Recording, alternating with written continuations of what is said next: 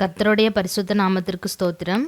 எங்களுடைய இந்த சேனல் மூலமாக வேதத்தை படிக்க முடியாமலும் படிக்க தெரியாமலும் இருக்கின்ற அனைவருக்கும் ஒரு வருடத்திற்குள் முழு வேதாகமத்தையும் படித்து முடிப்பதற்கான முயற்சியில் தினமும் காலையில் 5 மணிக்கு எங்கள் சேனலில் வருகின்ற வேத வாசிப்பு வீடியோவை ஒவ்வொரு நாளும் தவறாமல் கடைசி வரை கேட்பதன் மூலம் கண்டிப்பாக இந்த வருடத்திற்குள் முழு வேதாகமத்தையும் ஒரு முறை படித்து விடலாம்.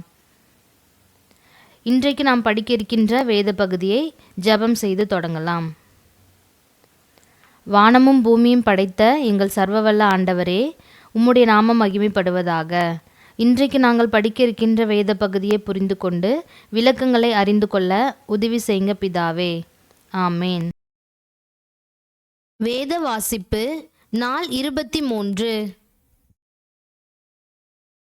யாத்திராகமம் அதிகாரம் 37 40 வரை.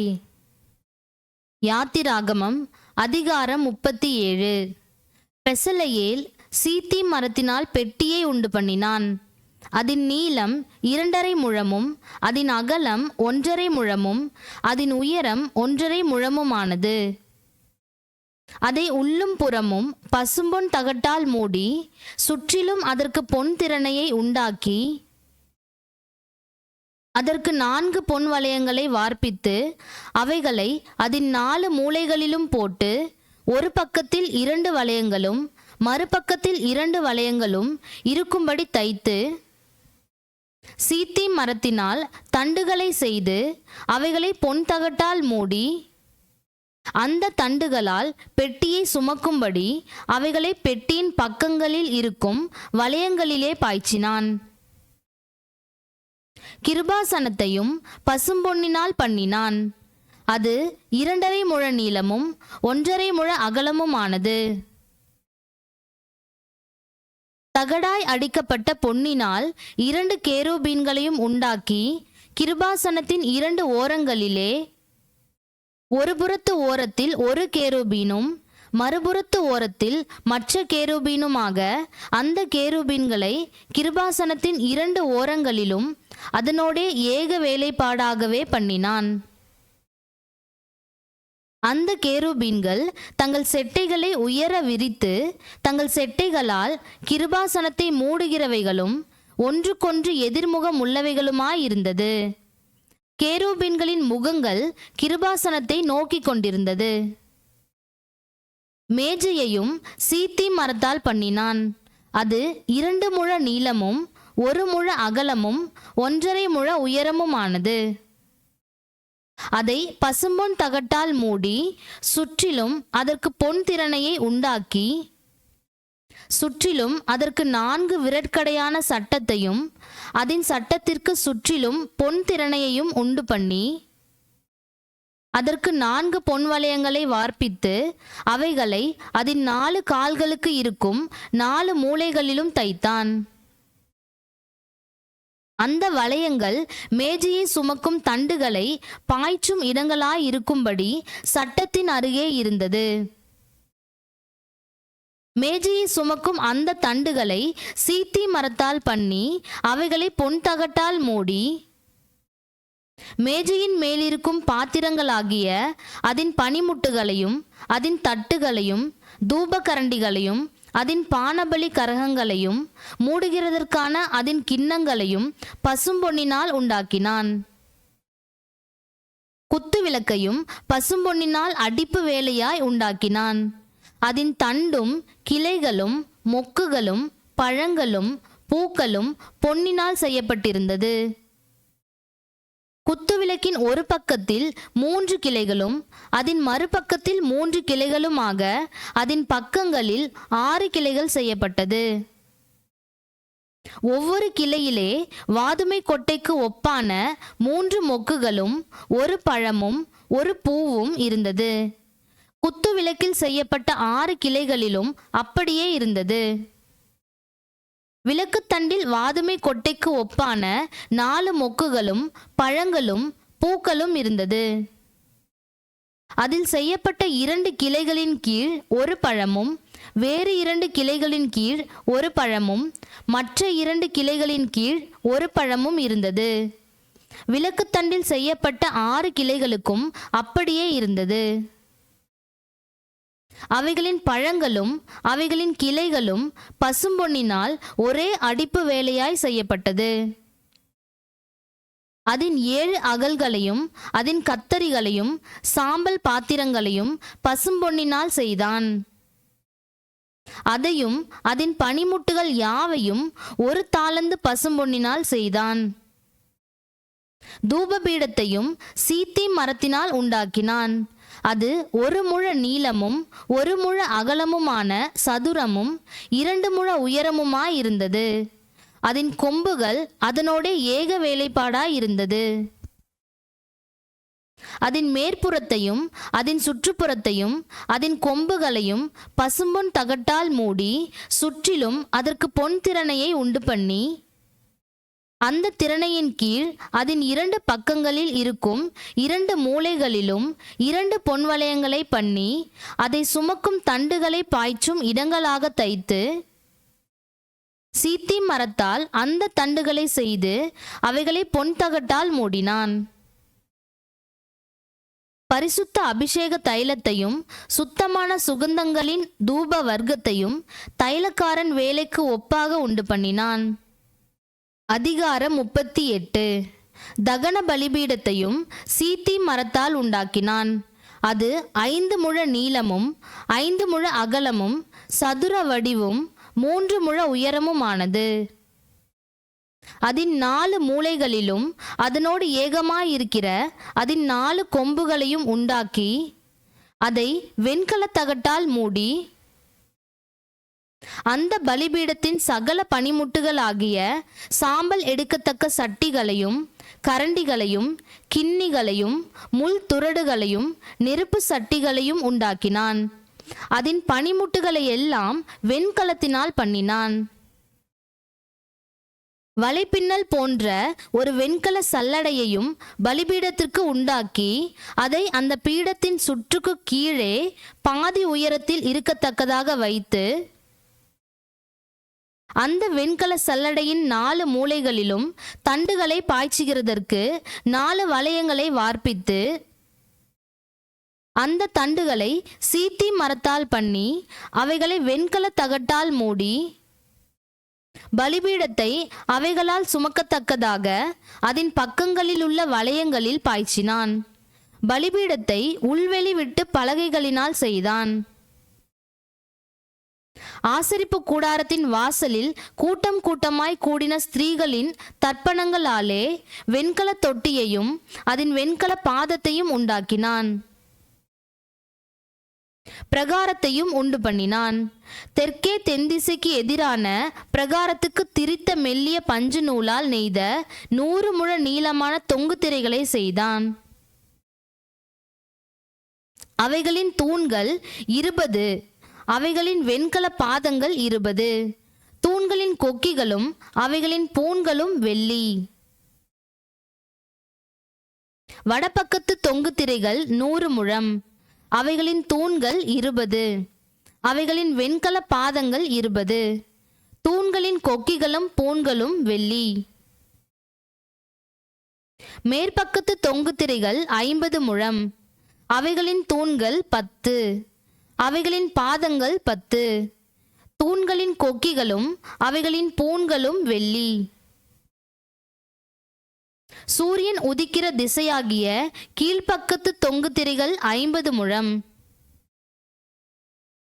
ஒரு புறத்து தொங்கு திரைகள் 15 முழம், அவைகளின் தூண்கள் 3, அவைகளின் பாதங்கள் 3. பிரகார வாசலின் ஒரு புறத்துக்கு சரியாக மறுபுறத்திலும் தொங்கு திரைகள் 15 முழம், அவைகளின் தூண்கள் 3, அவைகளின் பாதங்கள் 3.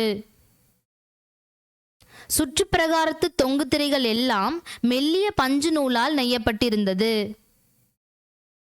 தூண்களின் பாதங்கள் வெண்கலம், தூண்களின் கொக்கிகளும் பூண்களும் வெள்ளி, அவைகளின் குமிழ்களை மூடிய தகடும் வெள்ளி.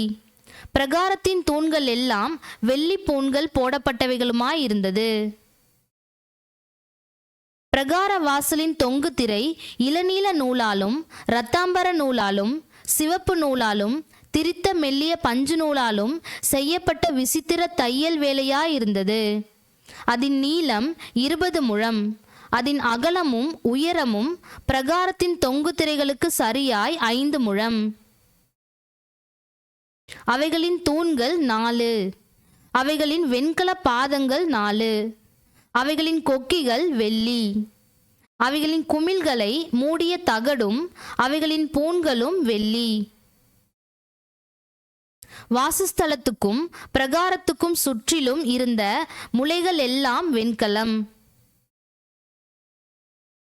மோசேயின் கட்டளைப்படி ஆசாரியனான ஆரோனின் குமாரனாகிய இத்தாமாரின் கையிலே லேவியரின் ஊழியத்திற்கென்று எண்ணி கொடுக்கப்பட்ட சாட்சியின் வாசஸ்தலத்து பொருள்களின் தொகை இதுவே. யூதாவின் கோத்திரத்தில் ஊரின் மகனாகிய ஊரியின் குமாரன் பெசலெயேல் கர்த்தர் மோசேக்கு கற்பித்ததை எல்லாம் செய்தான். அவனோடே கூட தான் கோத்திரத்து அகிசாமாகின் குமாரனாகிய அகோலியாப் சித்திர கொத்து வேலைக்காரனும் வினோத வேலைகளை செய்கிற தொழிலாளியும் இளநீல நூலாலும் இரத்தாம்பர நூலாலும் சிவப்பு நூலாலும் மெல்லிய பஞ்சு நூலாலும் சித்திர தையல் வேலை செய்கிறவனுமாயிருந்தான். பரிசுத்த ஸ்தலத்தின் வேலைகள் யாவற்றிற்கும் காணிக்கையாக கொடுக்கப்பட்ட செலவான பொன்னெல்லாம் பரிசுத்த ஸ்தலத்தின் சேக்கலின்படி 29 தாலந்தும் 730 சேக்கல் நிறையுமாயிருந்தது. சபையில் எண்ணப்பட்டவர்கள் கொடுத்த வெள்ளி பரிசுத்த ஸ்தலத்தின் சேக்கலின்படி 100 தாலந்தும் 1775 சேக்கல் நிறையுமாயிருந்தது.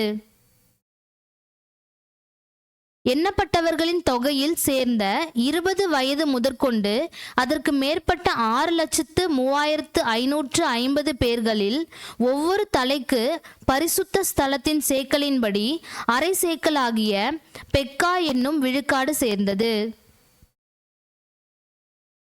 அந்த வெள்ளியில் 100 தாலந்து வெள்ளியினால் பரிசுத்த ஸ்தலத்தின் பாதங்களும் திரையின் பாதங்களும் வார்ப்பிக்கப்பட்டது. பாதத்துக்கு 1 தாலந்து விழுக்காடு 100 பாதங்களுக்கு 100 தாலந்து செலவாயிற்று. அந்த 1775 சேக்கலால் தூண்களுக்கு பூண்களை பண்ணி அவைகளின் குமிழ்களை தகடுகளால் மூடி அவைகளுக்கு பூண்களை உண்டாக்கினான். காணிக்கையாக செலுத்தப்பட்ட வெண்கலமானது 70 தாலந்தும் 2400 சேக்கல் நிறையுமாயிருந்தது. அதனாலே ஆசரிப்பு கூடார வாசல் மறைவின் பாதங்களையும் வெண்கல பலிபீடத்தையும் அதன் வெண்கல சல்லடையையும் பலிபீடத்தின் சகல பனிமுட்டுகளையும் சுற்றுப்பிரகாரத்தின் பாதங்களையும் பிரகார வாசல் மறைவின் பாதங்களையும் வாசஸ்தலத்தின் சகல முளைகளையும் சுற்றுப்பிரகாரத்தின் சகல முளைகளையும் பண்ணினான். அதிகாரம் 39. கர்த்தர் மோசேக்கு கற்பித்தபடியே அவர்கள் இளநீல நூலாலும் இரத்தாம்பர நூலாலும் சிவப்பு நூலாலும் பரிசுத்த ஸ்தலத்தில் ஆராதனை செய்வதற்கு வேண்டிய வஸ்திரங்களையும் ஆரோனுக்கு பரிசுத்த வஸ்திரங்களையும் செய்தார்கள். ஏபோத்தை பொன்னினாலும் இளநீல நூலாலும் இரத்தாம்பர நூலாலும் சிவப்பு நூலாலும் திரித்த மெல்லிய பஞ்சு நூலாலும் செய்தான்.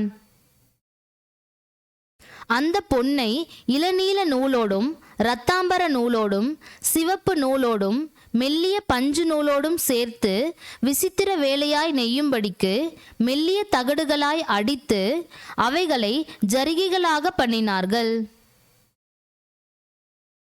2 தோள்களின் மேலுள்ள அதன் 2 முனைகளையும் சேர்த்தார்கள். அது ஒன்றாய் இணைக்கப்பட்டிருந்தது.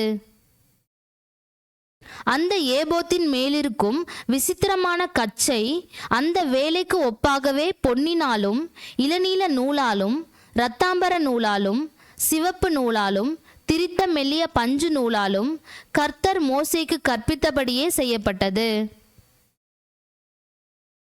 இஸ்ரவேல் புத்திரரின் நாமங்களை முத்திரை வெட்டு வேலையாக கோமேதக கற்களில் வெட்டி அவைகளை பொன் குவளைகளில் பதித்தார்கள். கர்த்தர் மோசேக்கு கற்பித்தபடியே அவைகள் இஸ்ரவேல் புத்திரரை குறித்து ஞாபக குறி கற்களாய் இருக்கும்படி ஏபோத்து தோள்களின் மேல் அவைகளை வைத்தான். மார்பதக்கத்தை ஏபோத்தின் வேலைக்கு ஒத்த விசித்திர வேலையாக பொன்னினாலும் இளநீல நூலாலும் இரத்தாம்பர நூலாலும் சிவப்பு நூலாலும் திரித்த மெல்லிய பஞ்சு நூலாலும் செய்தான். அந்த மார்பதக்கத்தை சதுரமும் இரட்டையுமாய் செய்து ஒரு ஜான் நீளமும் ஒரு ஜான் அகலமும் ஆக்கி அதிலே 4 பத்தி இரத்தின கற்களை பதித்தார்கள். முதலாம் பத்தி பத்மராகமும் புஷ்பராகமும் மாணிக்கமும், இரண்டாம் பத்தி மரகதமும் இந்திர நீலமும் வஜ்ரமும், மூன்றாம் பத்தி கெம்பும் வைடூரியமும் சுகந்தியும், நாலாம் பத்தி படிக பச்சையும் கோமேதகமும் யஸ்பியும் ஆனது. அவைகள் அந்தந்த இடங்களிலே பொன் குவளைகளில் பதிக்கப்பட்டிருந்தது. இந்த கற்கள் இஸ்ரவேல் புத்திரருடைய நாமங்களின்படியே 12 அவர்களுடைய நாமங்கள் உள்ளவைகளுமாயிருந்தது. 12 கோத்திரங்களில் ஒவ்வொரு கோத்திரத்தின் நாமம் ஒவ்வொன்றில் முத்திரை வெட்டாய் வெட்டியிருந்தது. மார்பதக்கத்துக்கு அதன் பக்கங்களிலே பின்னல் வேலையான பசும்பொன் சங்கிலிகளையும் பண்ணி 2 பொன் குவளைகளையும் 2 பொன் வளையங்களையும் செய்து அந்த 2 வளையங்களை மார்பதக்கத்தின் 2 பக்கத்திலும் வைத்து பொன்னினால் செய்த பின்னல் வேலையான அந்த 2 சங்கிலிகளையும் மார்பதக்கத்தின் பக்கங்களில் இருக்கிற 2 வளையங்களிலும் மாட்டி பின்னல் வேலையான அவ்விரண்டு சங்கிலிகளின் 2 நுனிகளையும் ஏபோத்தின் தோள்புறத்து துண்டுகள் மேல் முன்புறத்தில் இருக்கிற 2 குவளைகளிலும் மாட்டினார்கள். பின்னும் 2 வளையங்களை பண்ணி அவைகளை ஏபோத்தின் கீழ்ப்புறத்திற்கு எதிரான மார்பதக்கத்தின் மற்ற 2 பக்கங்களிலும் அதன் ஓரத்தில் வைத்து வேறே 2 பொன் வளையங்களையும் பண்ணி அவைகளை ஏபோத்தின் முன்புறத்தின் 2 கீழ்ப்பக்கங்களில் அதன் இணைப்புக்கு எதிராகவும் ஏபோத்தின் விசித்திரமான கச்சைக்கு மேலாகவும் வைத்து மார்பதக்கம் ஏபோத்தின் விசித்திரமான கச்சைக்கு மேலாக இருக்கும்படிக்கும் ஏபோத்திலிருந்து நீங்கி போகாதபடிக்கும் அதை அதன் வளையங்களால் ஏபோத்தின் வளையங்களோடே இளநீல நாடாவினாலே கர்த்தர் மோசேக்கு கற்பித்தபடியே கட்டினார்கள். ஏபோத்தின் கீழ் அங்கியை முழுவதும் இளநீல நூலால் நெய்தான். அங்கியின் நடுவில் மார்க்கவச துவாரத்துக்கு ஒப்பாக ஒரு துவாரமும் அது கிழியாதபடி அந்த துவாரத்தை சுற்றிலும் ஒரு நாடாவும் தைத்திருந்தது. அங்கியின் கீழ் ஓரங்களில் தொங்கத்தக்கதாக திரித்த இளநீல நூலும் இரத்தாம்பர நூலும் சிவப்பு நூலுமான வேலையாக மாதளம்பழங்களை பண்ணி பசும்பொன்னினால் மணிகளையும் பண்ணி அந்த மணிகளை அங்கியின் ஓரங்களில் சுற்றிலும் மாதளம்பழங்களின் இடையிடையே தொங்க வைத்தார்கள். கர்த்தர் மோசேக்கு கற்பித்தபடியே ஆராதனைக்குரிய அங்கியின் ஓரத்தை சுற்றிலும் ஒரு மணியும் ஒரு மாதளம்பழமும் ஒரு மணியும் ஒரு மாதளம்பு பழமுமாயிருந்தது. ஆரோனுக்கும் அவன் குமாரருக்கும் மெல்லிய பஞ்சு நூலால் நெசவு வேலையான அங்கிகளையும் மெல்லிய பஞ்சு நூலால் பாகையையும் அலங்காரமான குல்லாக்களையும் திரித்த மெல்லிய சணல் நூலால் சல்லடங்களையும் திரித்த மெல்லிய பஞ்சு நூலாலும் இளநீல நூலாலும் இரத்தாம்பர நூலாலும் சிவப்பு நூலாலும் சித்திர தையல் வேலையான இடைக்கச்சையையும் கர்த்தர் மோசேக்கு கற்பித்தபடியே செய்தார்கள். பரிசுத்த கிரீடத்தின் பட்டத்தையும் பசும்பொன்னினாலே பண்ணி கர்த்தருக்கு பரிசுத்தம் என்னும் எழுத்துக்களை அதிலே முத்திரை வெட்டாக வெட்டி அதை உயர பாகையின் மேல் கட்டும்படி கர்த்தர் மோசேக்கு கற்பித்தபடியே இளநீல நாடாவினால் கட்டினார்கள். இப்படியே ஆசரிப்பு கூடாரமாகிய வாசஸ்தலத்தின் வேலையெல்லாம் முடிந்தது. கர்த்தர் மோசேக்கு கற்பித்தபடியெல்லாம் இஸ்ரவேல் புத்திரர் செய்தார்கள். பின்பு வாசஸ்தலத்தை மோசேயினிடத்தில் கொண்டு வந்தார்கள்.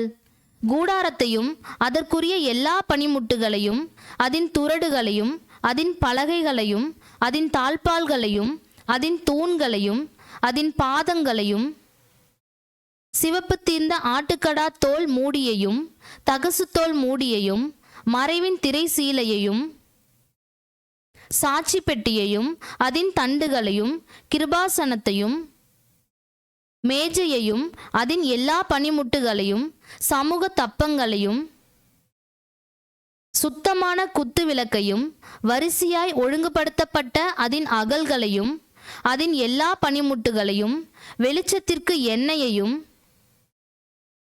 பொற்பீடத்தையும் அபிஷேக தைலத்தையும் சுகந்த தூப வர்க்கத்தையும் வாசஸ்தலத்தின் வாசல் தொங்கு திரையையும்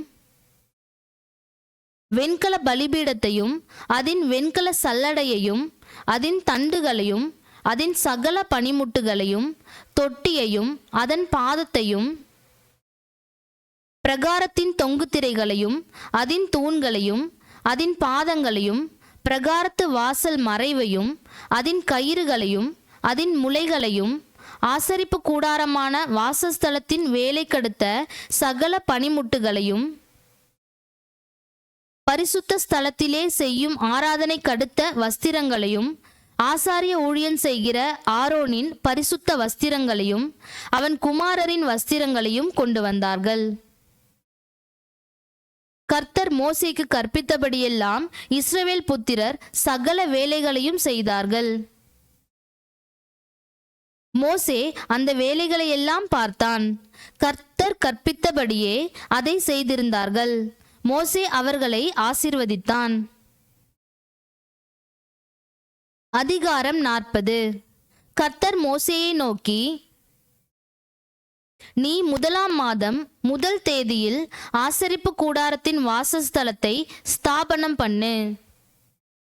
அதிலே சாட்சி பெட்டியை வைத்து பெட்டியை திரையினால் மறைத்து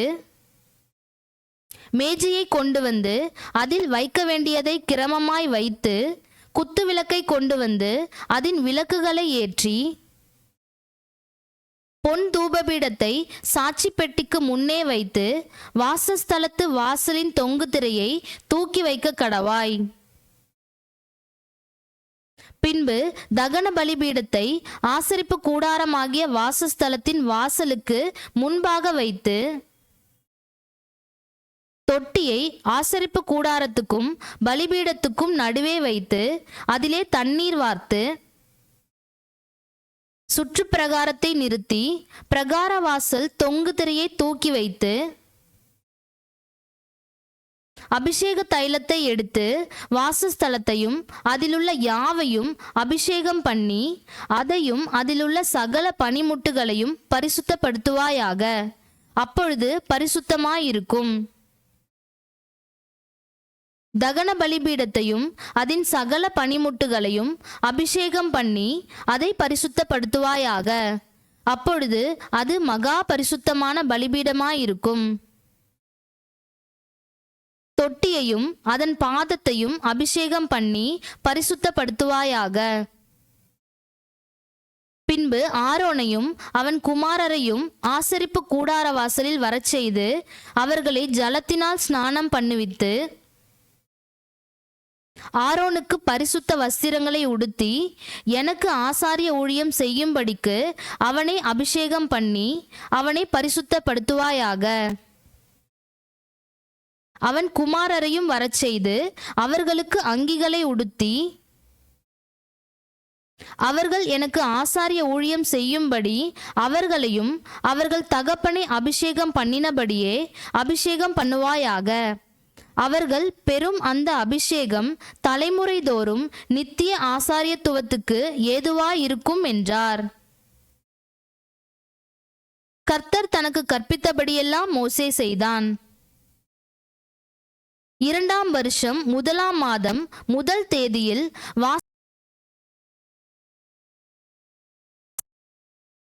மோசே கூடாரத்தை எடுப்பித்தான். அவன் அதின் பாதங்களை வைத்து அதின் பலகைகளை நிறுத்தி அதின் தாழ்பால்களை பாய்ச்சி அதின் தூண்களை நாட்டி வாசஸ்தலத்தின் மேல் கூடாரத்தை விரித்து அதின் மேல் கூடாரத்தின் மூடியை கர்த்தர் தனக்கு கற்பித்தபடியே போட்டான். பின்பு கர்த்தர் மோசேக்கு கற்பித்தபடியே சாட்சி பிரமாணத்தை எடுத்து அதை பெட்டியிலே வைத்து பெட்டியில் தண்டுகளை பாய்ச்சி பெட்டியின் மேல் கிருபாசன மூடியை வைத்து பெட்டியை வாசஸ்தலத்துக்குள்ளே கொண்டு போய் மறைவின் திரைசீலையை தொங்க வைத்து சாட்சி பெட்டியை மறைத்து வைத்தான். பின்பு கர்த்தர் மோசேக்கு கற்பித்தபடியே மேஜையை ஆசரிப்பு கூடாரத்தில் வாசஸ்தலத்தின் வடபுறமாய் திரைக்கு புறம்பாக வைத்து அதின் மேல் கர்த்தருடைய சமூகத்தில் அப்பத்தை வரிசையாக அடுக்கி வைத்தான். பின்பு கர்த்தர் மோசேக்கு கற்பித்தபடியே குத்துவிளக்கை ஆசரிப்பு கூடாரத்தில் மேஜைக்கு எதிராக வாசஸ்தலத்தின் தென்புறத்திலே வைத்து கர்த்தருடைய சந்நிதியில் விளக்குகளை ஏற்றினான். பின்பு கர்த்தர் மோசேக்கு கற்பித்தபடியே ஆசரிப்பு கூடாரத்தில் திரைக்கு முன்பாக பொற்பீடத்தை வைத்து அதின் மேல் சுகந்த வர்க்கத்தினால் தூபம் காட்டினான். பின்பு கர்த்தர் மோசேக்கு கற்பித்தபடியே வாசஸ்தலத்தின் தொங்கு திரையை தூக்கி வைத்து தகன பலிபீடத்தை ஆசரிப்பு கூடாரமான வாசஸ்தலத்தின் வாசலுக்கு முன்பாக வைத்து அதின் மேல் சர்வாங்க தகன பலியையும் போஜன பலியையும் செலுத்தினான். அவன் ஆசரிப்பு கூடாரத்துக்கும் பலிபீடத்துக்கும் நடுவே தொட்டியை வைத்து கழுவுகிறதற்கு அதிலே தண்ணீர் வார்த்தான். அவ்விடத்திலே மோசேயும் ஆரோனும் அவன் குமாரரும் தங்கள் கைகளையும் கால்களையும் கழுவினார்கள். கர்த்தர் மோசேக்கு கற்பித்தபடியே அவர்கள் ஆசரிப்பு கூடாரத்துக்குள்ளே பிரவேசிக்கிற போதும் பலிபீட தண்டையில் சேருகிற போதும் அவர்கள் கழுவி கொள்ளுவார்கள். பின்பு அவன் வாசஸ்தலத்தையும் பலிபீடத்தையும் சுற்றி பிரகாரத்தை நிறுத்தி பிரகாரத்தின் தொங்கு திரையை தொங்க வைத்தான். இவ்விதமாய் மோசே வேலையை முடித்தான். அப்பொழுது ஒரு மேகம் ஆசரிப்பு கூடாரத்தை மூடினது. கர்த்தருடைய மகிமை வாசஸ்தலத்தை நிரப்பிற்று. மேகம் அதின் மேல் தங்கி கர்த்தருடைய மகிமை வாசஸ்தலத்தை நிரப்பினதினால் மோசே ஆசரிப்பு கூடாரத்துக்குள் பிரவேசிக்க கூடாமல் இருந்தது. வாசஸ்தலத்திலிருந்து மேகம் மேலே எழும்பும் போது இஸ்ரவேல் புத்திரர் பிரயாணம் பண்ண புறப்படுவார்கள். மேகம் எழும்பாதிருந்தால் அது எழும்பும் நாள் வரைக்கும் பிரயாணம் பண்ணாதிருப்பார்கள். இஸ்ரவேல் வம்சத்தார் பண்ணும் எல்லா பிரயாணங்களிலும் அவர்கள் எல்லாருடைய கண்களுக்கும் பிரத்யட்சமாக பகலில் கர்த்தருடைய மேகமும் இரவில் அக்னியும் வாசஸ்தலத்தின் மேல் தங்கியிருந்தது. நாம் ஒவ்வொரு நாளும் படிக்கின்ற இந்த வேத வசனங்கள் இந்த பாவ உலகின் இருளில் இடறி விழாமல் நம் வாழ்க்கை பாதைக்கு வெளிச்சமாயிருந்து நம்மை பாதுகாத்து நல்வழிப்படுத்தும். ஆகவே இந்த வெளிச்சத்தை மற்றவர்களுக்கும் பகிர்ந்து அவர்கள் வாழ்க்கைக்கும் வெளிச்சம் காட்டுங்கள். கர்த்தர் உங்களை ஆசீர்வதிப்பாராக. ஆமேன்.